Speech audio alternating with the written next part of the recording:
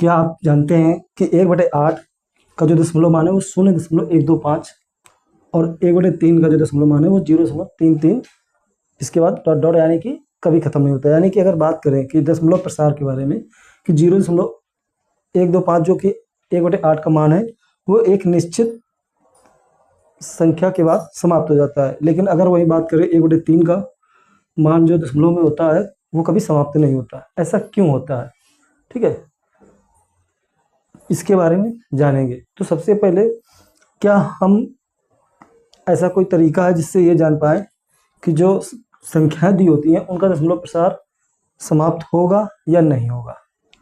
ठीक है, तो आज के वीडियो में हम कक्षा 10 अध्याय 1 वास्तविक संख्याएं इसके बारे में चर्चा करेंगे, सीखेंगे क्या होती है वास्तविक संख्या। एकदम आसान और सरल भाषा में। तो आज का वीडियो जो है वो पूर्णतः वास्तविक संख्याओं की अवधारणा पर आधारित है। तो देखिए, सबसे पहले जो टॉपिक है यानी कि जो अध्याय है वो क्या है, वास्तविक संख्या। तो सबसे पहले जानते हैं वास्तविक संख्याएं क्या होती हैं।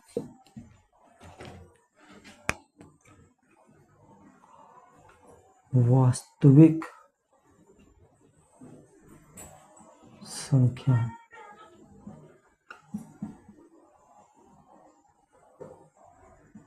वास्तविक संख्या क्या होती है।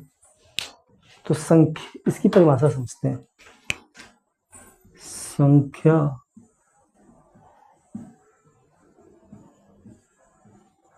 रेखा पर, संख्या रेखा जानते हैं ना, संख्या रेखा पर दिखाई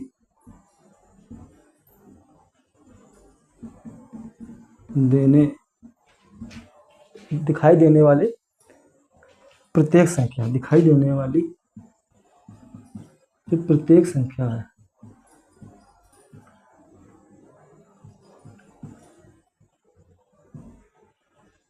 को वास्तविक संख्या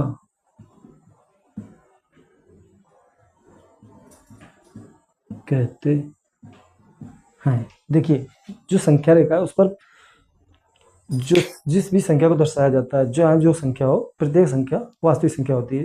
एग्जाम्पल के तौर पर समझते हैं, उदाहरण जैसे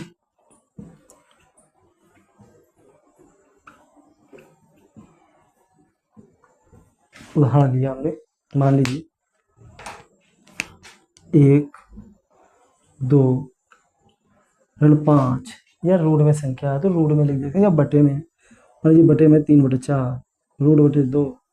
ये सारी संख्या क्या है, ये सारी संख्या पाई है, सॉरी परिमेय है या वास्तविक संख्या है। अब अगर इसमें ये कर दे पाई, तो ये सभी क्या है, ये सभी वास्तविक संख्याएं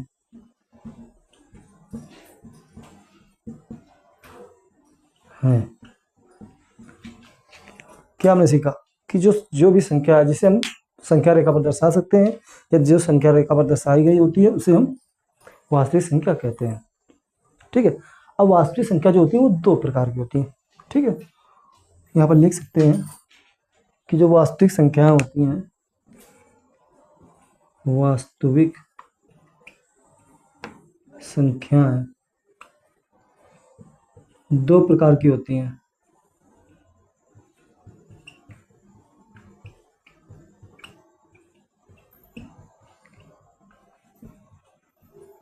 होती है।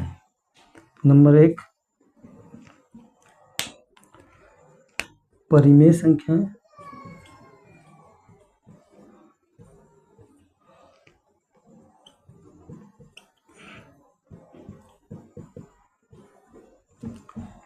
और दूसरी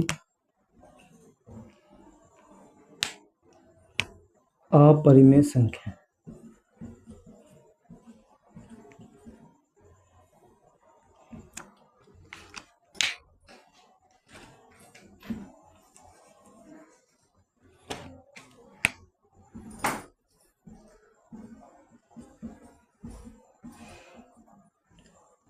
अपरिमेय संख्या। इतना अगर आप नोट करना चाहें तो नोट कर सकते हैं, इसके बाद आगे बढ़ते हैं। ठीक है, तो जो परिमेय वास्तविक संख्या होती है दो प्रकार की होती है, कौन कौन सी? परिमेय संख्या और अपरिमेय संख्या। तो अगला जो टॉपिक होगा वो होगा परिमेय और अपरिमेय संख्या। चलिए बढ़ते हैं आगे और सीखते हैं परिमेय संख्या।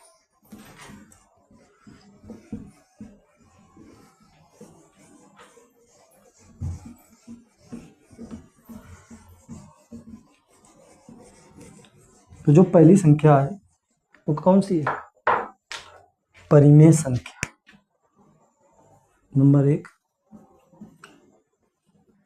परिमेय संख्या है।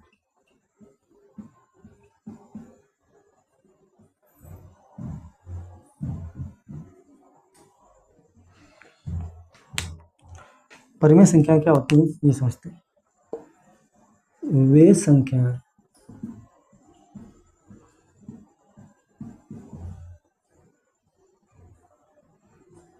जिन्हें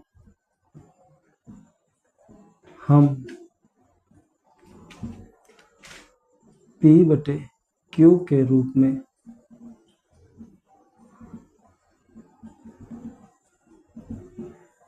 लिख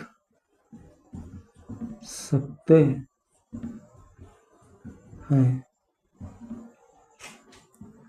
जहां P तथा Q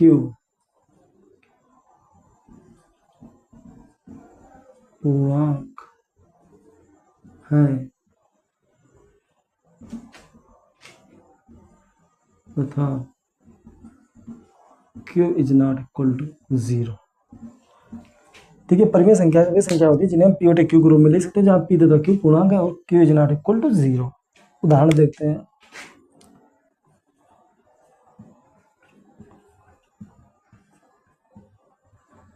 उदाहरण में देखेंगे जैसे 2, जैसे हम 2 को क्या लिख सकते हैं, मान लीजिए 2 है तो 2 को लिख सकते हैं 2/1, 1/3 या 2/7, ऋण 5/1, ऋण 2/3 आदि। ये जो सारी संख्या है ये क्या है? परिमेय संख्या है। देखिए परिमेय संख्याएं एक बार फिर से समझते हैं दोबारा।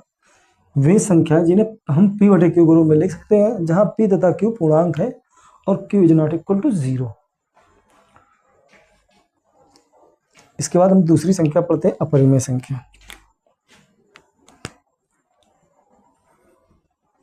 अपरिमेय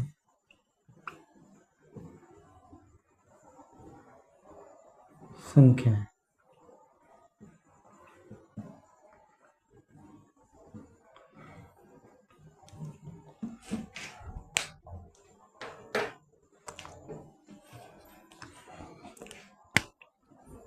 वे संख्या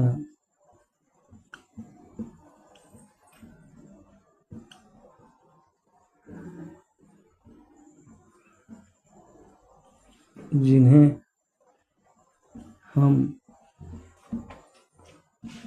P/Q के रूप में नहीं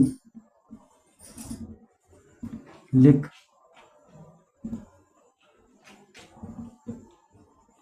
सकते हैं, अपरिमेय संख्याएं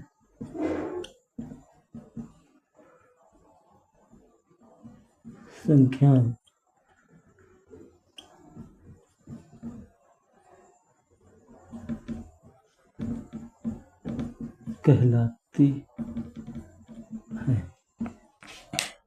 एग्जाम्पल देखते हैं।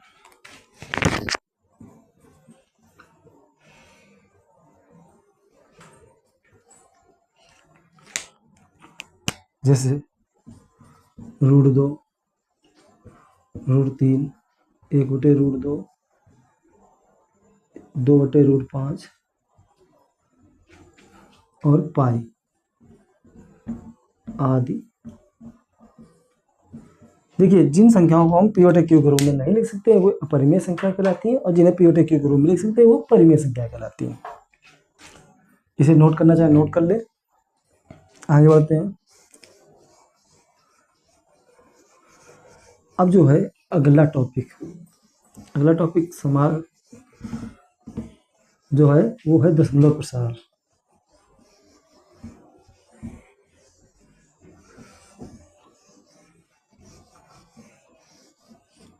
ठीक है, समझते हैं दशमलव प्रसार, और लेकिन उससे पहले समझते हैं संख्याओं के बारे में। अभाज्य संख्या पहले समझते हैं, अभाज्य संख्या किन्हें कहते हैं, क्योंकि ये भी आपके चैप्टर का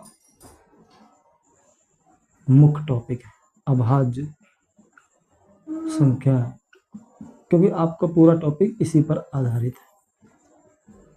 क्यों आधारित है और कैसे आधारित है ये आगे समझेंगे। अभाज्य संख्या क्या कहते हैं, किन्हें कहते हैं?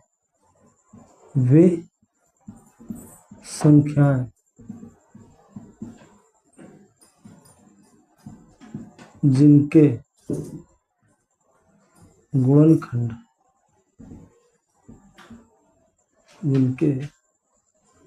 गुणनखंडों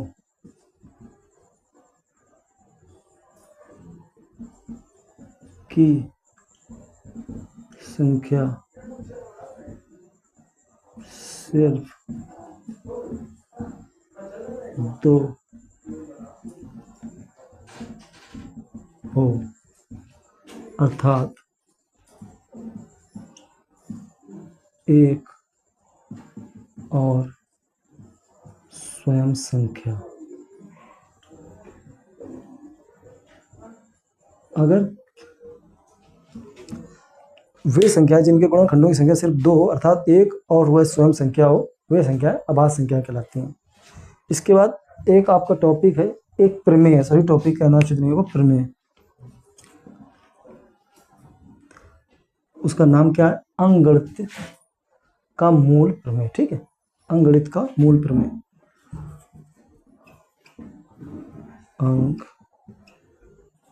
अंकगणित की मूल प्रमेय। अंकगणित की मूल प्रमेय क्या होती है ये समझें। देखिए, प्रत्येक संख्या को अभाज्य गुणनखंडों के गुणनफल के रूप में केवल एक ही तरीके से व्यक्त किया जा सकता है। क्या है? किसी भी संख्या को या प्रत्येक संख्या को लिखते पहले परिभाषा लिखते हैं। प्रत्येक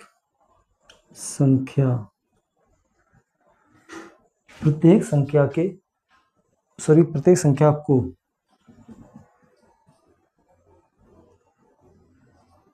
अभाज्य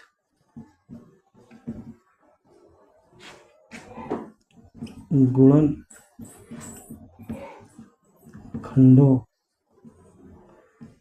के गुणनफल, अभाज्य गुणनखंडों के गुणनफल के रूप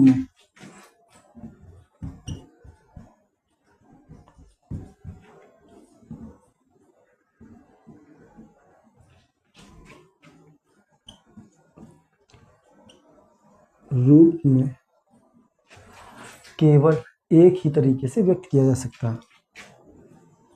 केवल एक ही तरीके से व्यक्त किया जा सकता है।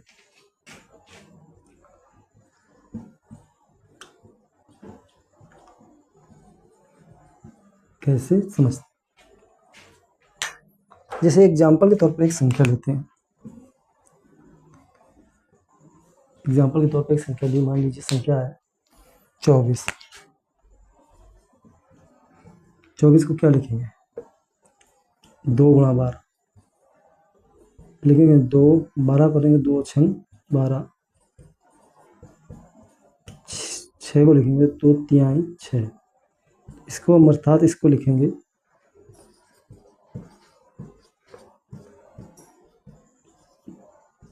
2 की घात 3 गुणा 3, ये क्या है बराबर 24। तो ये हो गया। एक दूसरा एग्जांपल लेते हैं।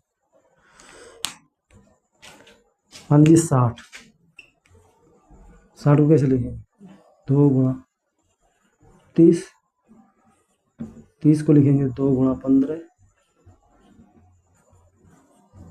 15 को क्या लिखेंगे 3 गुणा 5, तो इसको क्या लिखेंगे 2 की घात 2 गुणा 3 गुणा 5, तो लिख देंगे 60, यानी 60 का ये मान हो गया। तो ये जो विधि है ये है गुणनखंडों को अभाज्य संख्या के गुणनफल के रूप में लिखना या व्यक्त करना। देखिए प्रमेय क्या है आपकी, जो अंकगणित की मूल प्रमेय है, प्रत्येक संख्या को अभाज्य गुणनखंडों के गुणनफल के रूप में केवल एक ही तरीके से व्यक्त किया जा सकेगा या एक ही तरीके से लिखा जा सकता है। ये तरीका है आपका। किस तरीके से, जैसे कोई संख्या मान लीजिए, हमने एक संख्या उदाहरण के तौर पर 24 ली, तो लिखा 24 की गुणनखंड करते हैं। हम एक तरीके से समझते हैं गुणनखंड करने का तरीका, किस तरीके से हम गुणनखंड करते हैं। तो हमने लिया 24, तो 24 को लिखा 2 गुणा 12, फिर 12 के हमने गुणनखंड किए 2 गुणा 6, फिर 6 को लिखा 2 गुणा 3, यानी कि 2 गुणा 2 गुणा 3। तो 2 3 बार आए तो 2 की घात 3 हो जाएगा, और 3 एक बार आए तो 3 एक बार ही लिखा रहेगा। फिर 60 के हमने जैसे एग्जांपल के तौर पे 60 लिया, 2 गुणा 30, 30 दूना 60 होता है, तो 30 लिखा। फिर 30 के गुणनखंड किए 2 गुणा 15, फिर 30 15 गुणनखंड किए 3 गुणा 15 5 सॉरी 2 गुणा 2 2 बार आए तो 2 की घात 2, 3 एक बार आए 3 एक बार, और 5 एक बार आए 5 एक बार। तो ये क्या है, ये है आपके अंकगणित की मूल प्रमेय। अब हम पढ़ेंगे दशमलव प्रसार। अगला जो टॉपिक है वो है दशमलव प्रसार।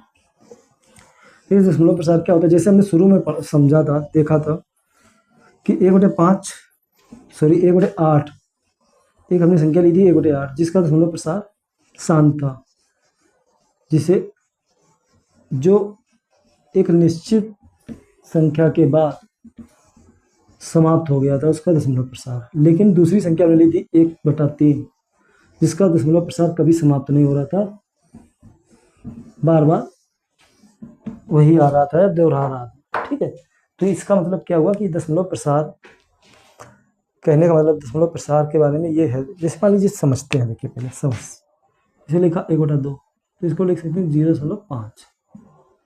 दूसरी मान लीजिए लिखा 1/5, इसको लिख सकते हैं 0.2। ये दशमलव प्रसार क्या है, इनका जो दशमलव प्रसार है, इनका दशमलव प्रसार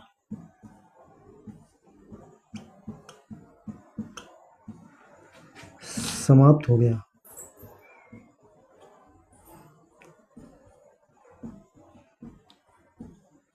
है। चूंकि इनका दशमलव प्रसार समाप्त हो गया है तो इन्हें क्या बोलते हैं, इसलिए इन्हें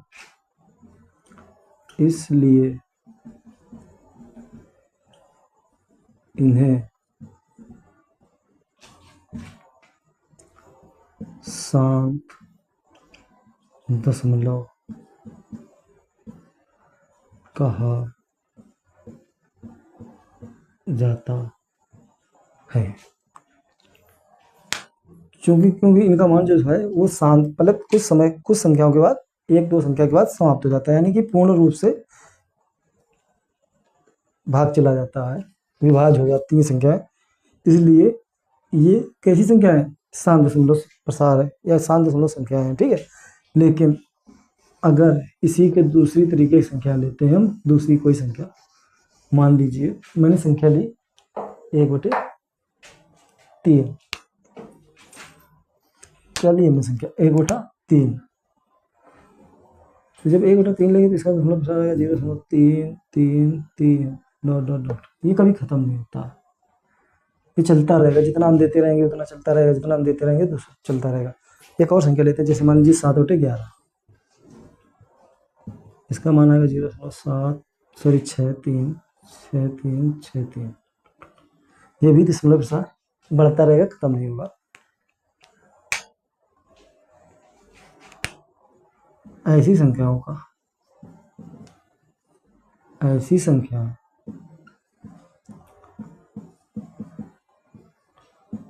जिनका दशमलव प्रसार कभी समाप्त नहीं होता,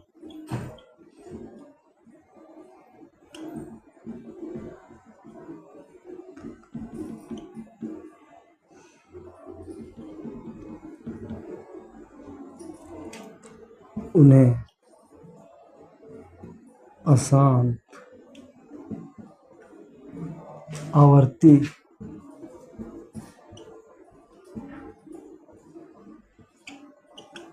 दशमलव कहते हैं। ऐसी संख्या जिनका दशमलव प्रसार कभी समाप्त नहीं होता, इन्हें अशांत आवर्ती दशमलव कहते हैं। अब देखिए समझते हैं, जाने कौन सी संख्या है। जैसे हमने शुरू में बात की थी कि हम कैसे पहचाने, क्या कोई इन्हें पहचानने की ट्रिक है जिससे हम ये जान पाए कि कौन सी संख्या है शांत दशमलव प्रसार है और कौन सी अशांत, ये हम जरूर जानेंगे। तो देखिए ये थी, जैसे मान लीजिए हमने पहले दो संख्या ली थी 1/2, इसका दशमलव प्रसार 0.5 आया था। दूसरी हमने ली थी 1/5, इसका दशमलव प्रसार 0.2 आया था। फिर हमने दो संख्या और ली थी 1/3, जिसका दशमलव प्रसार 0.3333 करके आया था। और दूसरी संख्या थी 7/11, इसका दशमलव प्रसार 0.6363 ये आया था। ठीक है, तो ये दो संख्या ली। अब इनके याद करने की ट्रिक क्या है, ट्रिक कैसे पहचाने की कौन सा शांत दशमलव है कौन सा अशांत है। देखिए यदि किसी परिमेय संख्या, सबसे पहले समझते हैं, यदि किसी परिमेय संख्या, ठीक है, जितनी ये संख्या है, ये जो आप देख रहे हैं ये सारी कैसी है, ये सारी परिमेय संख्या है। तो यदि किसी परिमेय संख्या P/Q, ठीक है, के P/Q के हर यानी कि Q के जो अभाज्य गुणनखंड है, के अभाज्य गुणनखंड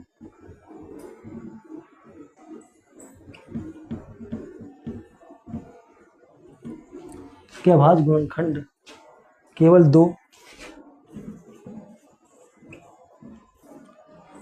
जैसा कि आप ये देख पा रहे हैं, या 5, या केवल 2 हो या केवल 5 हो, या फिर दोनों, या दोनों हो, तो क्या होगा,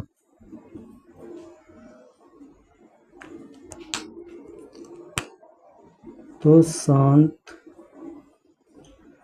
दशमलव प्रसार होगा, यह संख्या शांत दशमलव होगी। यानी कि अगर हम बात करें कि Q के जो अभाज्य गुणनखंड हो वो अगर 2 या 5 या दोनों हो तो उसका दशमलव प्रसार शांत होगा, उसका दशमलव वो शांत दशमलव प्रसार होगा। लेकिन फिर इसका उदाहरण देखते हैं, ठीक है, दूसरे, ये तो दूसरे हो गए, दूसरे देखते हैं उदाहरण, और भी लेते हैं उदाहरण। ठीक है, मान लीजिए हमने ली 1/8, जो हमने शुरू में ली थी, इसका कितना है 1 2 5, ठीक है। ये आया, दूसरी संख्या लेते हैं 7/20, मान लीजिए हमने ली दूसरी संख्या 7/20। देखिए हमने 1/8 शुरू में ही ली थी, ठीक है, इसलिए हमें इसे दोबारा लेना चाहा। तो देखिए अगर ये तो दशमलव प्रसार हो गए, लेकिन हमने क्या लिखा है 2, तो अगर हम इसे 2 के रूप में लिखेंगे तो कितना आएगा 1/2 अगर हम 7/20 लिखते हैं, ठीक है, तो इसको कैसे लिखेंगे 7/20 को क्या लिखेंगे 2 गुणा 5। तो देखिए या तो 2 आए या 2 और 5 दोनों आए या सिर्फ 5 आए, तो ये क्या होता है शांत, तो इनका दशमलव प्रसार शांत होगा। इसके बाद अगला टॉपिक पढ़ते हैं, यानी कि इसी के बारे में दूसरे वाले में अशांत के बारे में सीखते हैं।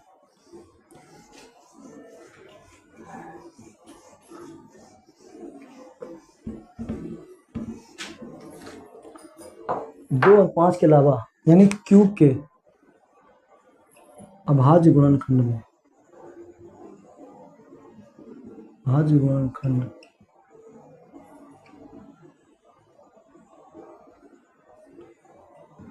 के रूप में, अभाज्य गुणनखंडों में, सॉरी रूप में नहीं लिखेंगे, अभाज्य गुणनखंडों में 2 और 5 के अलावा कोई अन्य दूसरी संख्या आती है,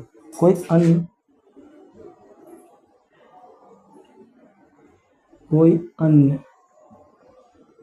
अभाज्य गुणनखंड होने पर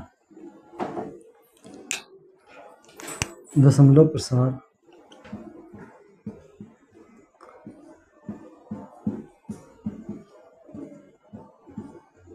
अशांत आवर्ती होता है, यानी कि शांत नहीं होता या अशांत होता है। ठीक है, तो ये हुआ यानी कि वो अगर 2 और 5 के अलावा अन्य कोई अभाज्य गुणनखंड होगा तो दशमलव प्रसार समाप्त नहीं होगा, तो दशमलव प्रसार कैसा होगा, अशांत आवर्ती होता है।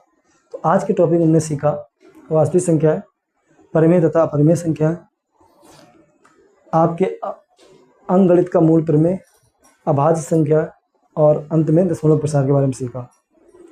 अगर वीडियो अच्छा लगा हो तो वीडियो को लाइक करें, शेयर करें और चैनल को सब्सक्राइब करें। बेल आइकन को जरूर दबाएं, क्योंकि आपको इसी तरीके से आसान और सरल भाषा में हम आगे भी सिखाएंगे और हर एक्सरसाइज, हर प्रश्नावली को एकदम सरल और बेसिक तरीके से आपको हल करना सिखाएंगे, जिससे कि कमज़ोर से कमज़ोर स्टूडेंट भी अच्छे से सीख पाएगा। तो चैनल को सब्सक्राइब करें। मिलते हैं अगले वीडियो में, तब तक के लिए धन्यवाद।